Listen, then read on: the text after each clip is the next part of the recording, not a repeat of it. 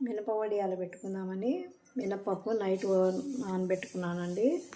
పచ్చిమిర్చి అల్లం పేస్ట్ ఈ విధంగా మిక్సీ కొంచెం ఇదిగా కొట్టుకోవాలి. అల్లం వెల్లుల్లి అల్లము పచ్చిమిరపకాయలు అంతే అండి.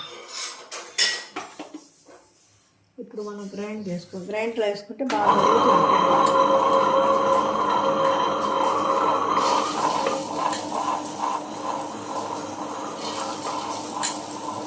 మెరిగిందండి. తీసేస్తాను నేను.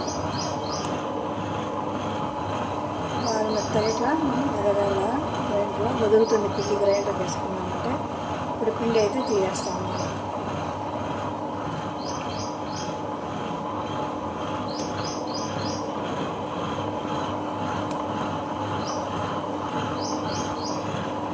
గ్రైండర్కి వేసుకుంటే మినపప్పు పిండి అండి. ఇప్పుడు పచ్చిమిర్చి మనం అల్లం పేస్ట్ కొట్టుకున్నాం కదా, దీంట్లోనే నేను ఉప్పు కూడా వేసుకున్నాను. కళ్ళుప్పు వేసుకొని మిక్సీకి పట్టుకున్నాను. ఇంకా తక్కువైతే ఏమైనా చూసుకొని కలుపుకోవాల్సి వస్తుంది. సరిపోతుందని అనుకుంటాను, చూస్తాం. చూసుకోవాలండి. నేను జీలకర్ర అయితే వేయలేదు. జీలకర్ర వేస్తే పుచ్చు పడుతుంది తొందరగా పొడిము, అందుకని జీలకర్ర వేయలేదండి.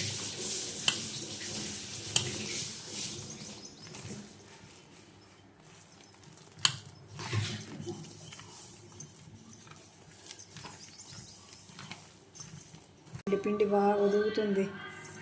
మిక్సీకి వేస్తే అంత ఒదగదు మనకు. అంతే, బియ్యం పెట్టుకోవడమే. ఇంకా ఈ విధంగా వడియాలు మినప వడియాలు ఈ విధంగా పెట్టుకోవాలండి. చేత్తో నేను కొంచెమే కాబట్టి కవర్కి వేసి పెట్టుకోవాలి. చేత్తోనే పెట్టుకున్నాను. చేతితో వేసుకుంటా పెట్టుకోవాలి. ఈ విధంగా పెట్టుకోవాలండి. వడియాలు చిన్న చిన్న వడియాలకు ఇట్లా పెట్టుకోవాలి. మీకు ఈ వీడియో నచ్చినట్లయితే లైక్ చేయండి, షేర్ చేయండి, సబ్స్క్రైబ్ చేయండి. Please subscribe.